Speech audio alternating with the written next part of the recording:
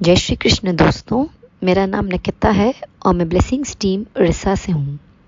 हम चर्चा कर रहे थे पितामह पत्री जी द्वारा ध्यान व्याख्या की गई पुस्तक श्री कृष्ण अमृतम श्रीमद् भगवद गीता विज्ञान सार की। पिछले ऑडियो में हमने जाना था ध्यान का क्या महत्व है हमारे जीवन में और इसकी सही विधि क्या है। तो चलिए इसी को आगे बढ़ाते हुए हम आगे के कुछ श्लोकों के अर्थ को गहराई से समझते हैं। श्री कृष्ण कह रहे हैं, हे अर्जुन, अधिक खाने वाले को और बिल्कुल ही नहीं खाने वाले को, अधिक सोने वाले को और बिल्कुल ही नहीं सोने वाले को यह ध्यान योग सिद्ध नहीं होता। यहाँ या योग ध्यान करते तो बहुत हैं, लेकिन कितनों की इसमें सिद्धि मिलती है और वह कौन है जिसको ये सिद्धि प्राप्त होती है, यह बात श्री कृष्ण हमें बता रहे हैं।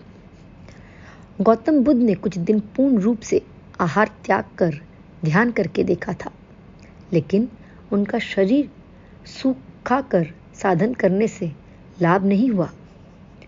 वह अनर्थ का कारण होगा। स्व अनुभव से ग्रहण किए उनके करने योग्य सारे प्रयोग करने के बाद अंत में न अत्यधिक रूप से न अत्यधिक कम परंतु समान स्थिति में रहने वाले मध्य मार्ग का चुनाव किया। तो हमें भी मध्य मार्ग यानी मिडिल पाथ का अनुसरण करना होगा। अत्यधिक भोजन करने से नशा, आलस्य नहीं तो बदहजमी हो जाती है और आवश्यकता से कम खाने पर भूख, कमजोरी महसूस होने लगती है। इसीलिए हमें अधिक खाकर भारीपन, बोझिलता से या कम खाकर खुद को कष्ट नहीं देना है। कृष्ण यहाँ अति की बात कर रहे हैं, चाहे वह भूख हो या नींद। अति किसी भी वस्तु की अच्छी नहीं है। इसलिए आवश्यकता के अनुकूल ही उचित रूप से आहार लेना चाहिए। हमारे गुरु पत्री जी का भी यही कहना है, एक भुक्ते महायोगी, द्विभुक्ते महाभोगी, त्रिभुक्ते महारोगी। आगे वासुदेव यह उपदेश दे रहे हैं कि उपयुक्त आहार, आचरण, कर्माचरण, यथा रूप से नींद एवं जागृत अवस्था में रहने वाले ही दुखों का नाश करने वाला योग सिद्ध होता है। यहाँ हमें ऐसा समझना होगा कि चाहे कोई भी एक्टिविटी हो, कोई भी काम हो, डिसिप्लिन तो चाहिए ही। ध्यान के लिए अत्यंत अनुकूल सात्विक आहार ही है। यह आयु, शक्ति, स्वास्थ्य एवं सुख को बढ़ाती है। अधिक खाकर बोझिलता से रहना या कम खाकर भूख से कष्ट उठाते रहने से अच्छा है आवश्यकता के अनुसार उपयुक्त आहार सीमित मात्रा में हमें लेना चाहिए। अब क्या है ये उपयुक्त आहार? उपयुक्त मतलब युक्ताहार यानी शाकाहार। युक्ताहार का अर्थ है सात्विक आहार। श्रेष्ठतम युक्ताहार अर्थात फलहार। हमारे गुरुजी भी हमें यही कहते हैं कि शाकाहार जगत हम बनाएं, यानी कि हिंसा छोड़ो, हंसा पकड़ो। या हंसा का अर्थ है अपनी श्वास को पकड़ो।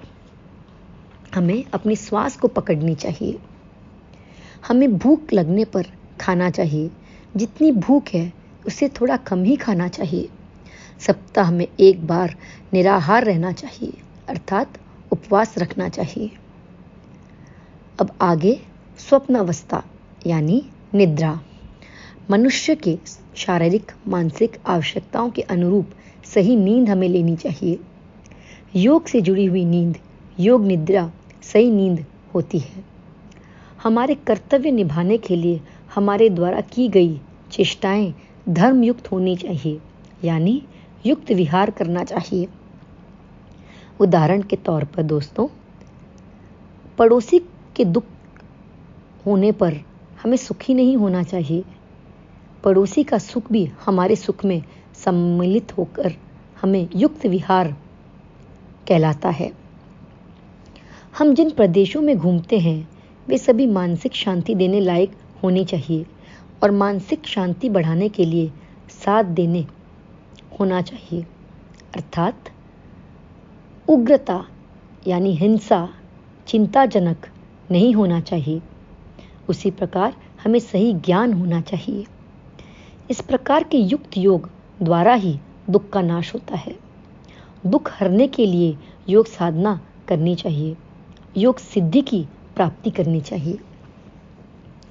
भगवद गीता के 6 श्लोक के 25वें अध्याय में यह कहा गया है कि मन से इंद्रियों का निग्रह कर, धैर्य युक्त सांसारिक विषयों से बुद्धि को दूर कर, मन को आत्मा में ही लगाकर स्थिर कर दूसरे विचार और चिंताओं से रहित हमें रहना चाहिए।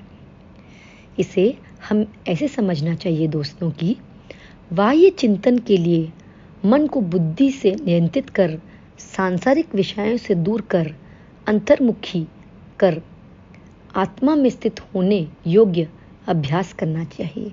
यानी हमें अपने अंदर जाकर अपनी आत्मा के साथ कनेक्ट होना चाहिए। बार बार मन में दूसरे विचार आने पर तुरंत उन्हें छोड़ देना चाहिए और वापस अपने ध्यान को सांसों पर केंद्रित कर देनी चाहिए। उन विचारों से हमें लड़ना नहीं है, उन विचारों को प्यार से एक साइड करके सांसों पर पुनः ध्यान देना है। ध्यान साधना में संयम ही महासाहस है। ध्यान साधना में संयम ही महाधैर्य है। जैसे कि पानी का अपना कोई पहचान नहीं होता। जिस भी बर्तन में पानी को हम डालते हैं वो वैसा बन जाता है। लेकिन अगर यही पानी हम लगातार चट्टान पर गिराते हैं तो अपना असर वो छोड़ देता है। इसी को यहाँ कृष्ण अभ्यास मानता रहे हैं। धीरे धीरे अपनी प्रैक्टिस करनी चाहिए और योग की स्थिति को पाने के लिए हर रोज नियमित तौर पर ध्यान करते रहना चाहिए।